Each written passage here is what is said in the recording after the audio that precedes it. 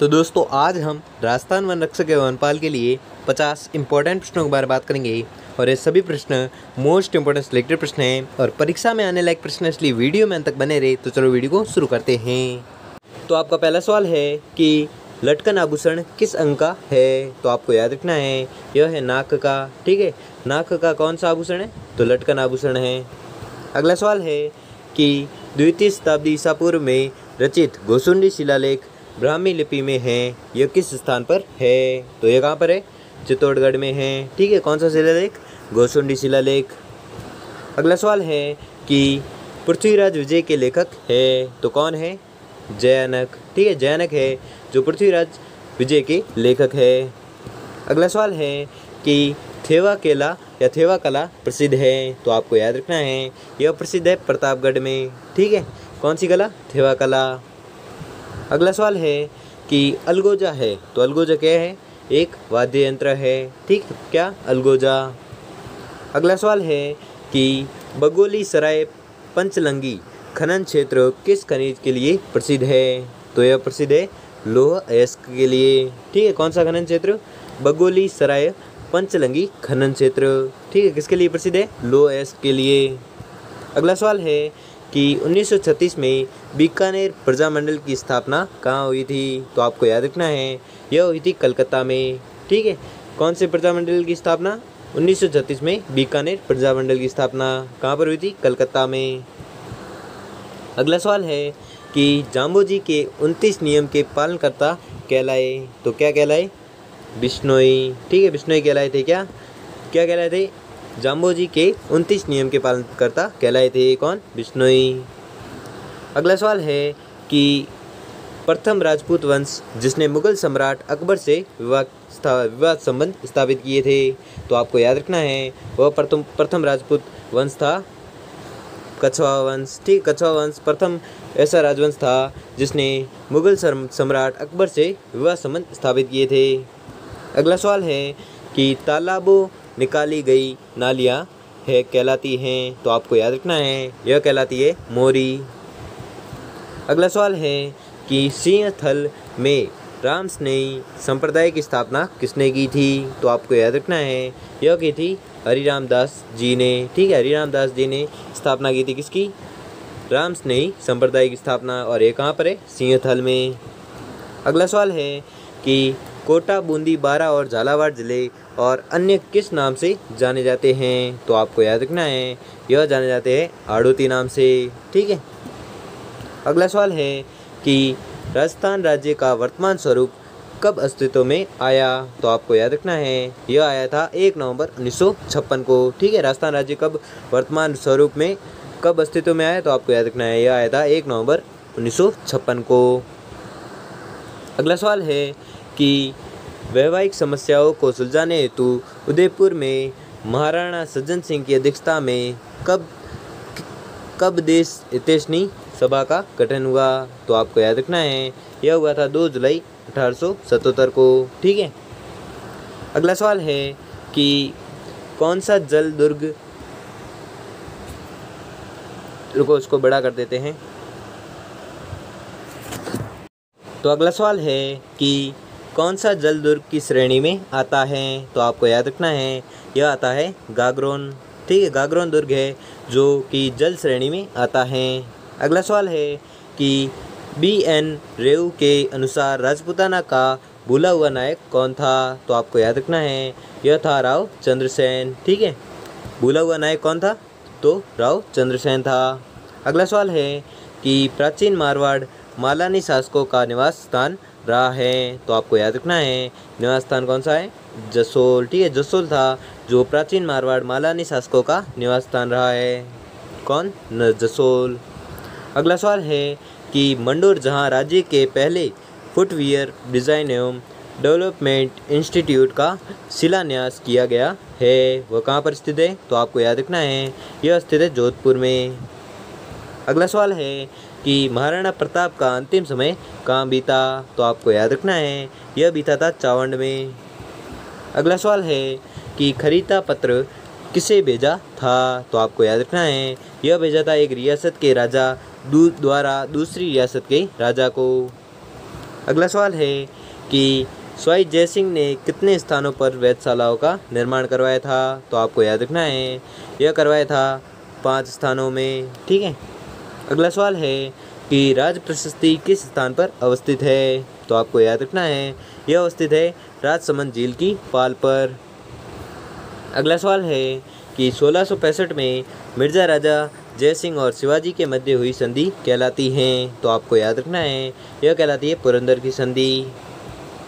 अगला सवाल है कि कूचामणि ख्याल के प्रवर्तक है? तो आपको याद रखना है यह प्रवर्तक है लच्छीराम।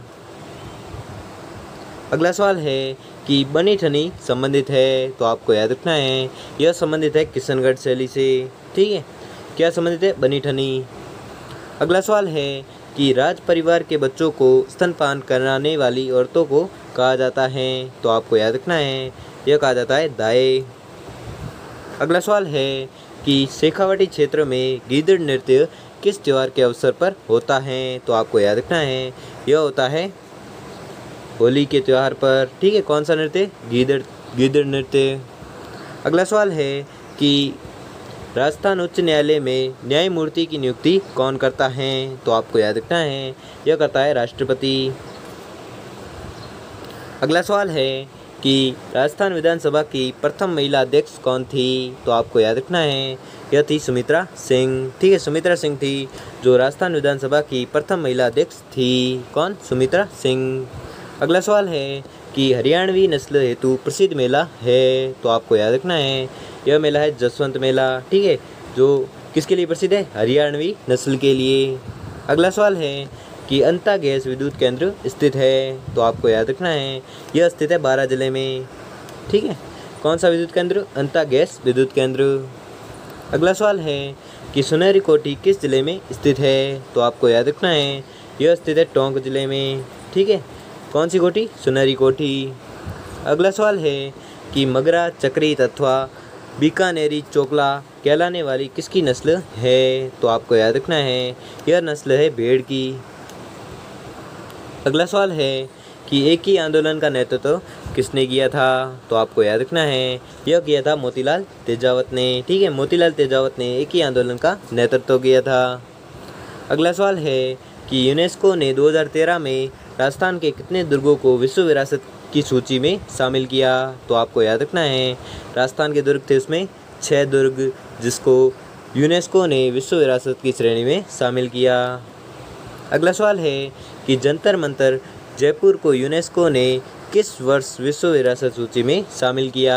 तो आपको याद रखना है यह शामिल किया था 2010 को। ठीक है। अगला सवाल है कि विक्रम संवत के कौन से माह में छोटी तीज मनाई जाती हैं? तो आपको याद रखना है यह मनाई जाती है श्रावण शुक्ला तृतीया को। अगला सवाल है कि सुनारगढ़ या सोनारगढ़ के नाम से प्रसिद्ध है? तो आपको याद रखना है यह प्रसिद्ध है जैसलमेर का दुर्ग। अगला सवाल है कि भक्त शिरोमणि मीरा ने अपना अंतिम समय कहाँ बिताया था? ठीक है। तो भक्त शिरोमणि मीरा ने अपना अंतिम समय कहाँ बिताया था? तो आपको याद रखना है यह बिताया था द्वारिका में। ठीक है। किसने बिताया था? तो मीरा ने अंतिम समय बिताया था कहाँ पर? द्वारिका में। अगला सवाल है कि टोटी नामक आभूषण है? तो आपको याद रखना है यह आभूषण है कान के लिए। ठीक है। कौन सा आभूषण? टोटी नामक आभूषण। अगला सवाल है कि डाबड़ा कांड 13 मार्च 1947 को हुआ और यह अवस्थित है तो कहाँ पर अवस्थित है? डीडवाना में। अगला सवाल है कि महाराणा सांगा ने किस युद्ध में बाबर को पराजित किया था? तो आपको याद रखना है यह पराजित किया था बयाना के युद्ध में। ठीक है। अगला सवाल है कि देवगढ़ के महल निर्मित है? तो आपको याद रखना है यह निर्मित है सोमपुरा शैली में। ठीक है। देवगढ़ के महल निर्मित है किस शैली में? तो आपको याद रखना है सोमपुरा शैली में निर्मित है। अगला सवाल है कि दुर्गादास राठौड़ की मृत्यु कहाँ पर हुई थी? तो आपको याद रखना है यह मृत्यु हुई थी उज्जैन में। ठीक है। दुर्गादास राठौड़ की मृत्यु कहाँ पर हुई थी? तो आपको याद रखना है उज्जैन में हुई थी। किसकी मृत्यु हुई थी? तो दुर्गादास राठौड़ की। अगला सवाल है कि शिशुपाल वध के रचयिता हैं? शिशुपाल वध के रचयिता है तो कौन है?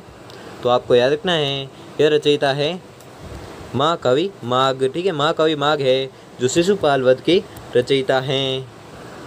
अगला सवाल है कि 66 झरोखे वाली पटुओं की हवेली किस जिले में स्थित है? तो आपको याद रखना है यह स्थित है जैसलमेर जिले में। ठीक है, कौन सी हवेली? पटुओं की हवेली। अगला सवाल है कि अलाउद्दीन खिलजी के आक्रमण के समय जालोर का शासक था, तो कौन था? कानड़ देव। ठीक है, कानड़ देव शासक था जब अलाउद्दीन खिलजी ने आक्रमण किया था। अगला सवाल है कि 1734 ईस्वी में मराठों को पराजित करने के लिए राजस्थान के शासकों की बैठक कहाँ हुई? तो आपको याद रखना है यह हुई थी हुरडा में। ठीक है, हुरडा में बैठक हुई थी। कब हुई थी? 1734 में। अगला सवाल है कि मेवाड़ प्रजामंडल का प्रथम अध्यक्ष कौन था? तो आपको याद रखना है यह था माणिक्यलाल वर्मा। ठीक है, माणिक्यलाल वर्मा था जो मेवाड़ प्रजामंडल का प्रथम अध्यक्ष था। कौन? माणिक्यलाल वर्मा। अगला सवाल है कि मानगढ़ हत्याकांड घटित हुआ, तो कब घटित हुआ था? 1913 को। ठीक है, 1913 को कौन सा हत्याकांड घटित हुआ था? तो मानगढ़ हत्याकांड घटित हुआ था। तो दोस्तों, आपको वीडियो कैसा लगा हमें कमेंट बॉक्स में कमेंट करके ज़रूर बताएं, और अगर आपको वीडियो अच्छा लगा हो तो वीडियो को लाइक और चैनल को सब्सक्राइब कर लीजिए। धन्यवाद।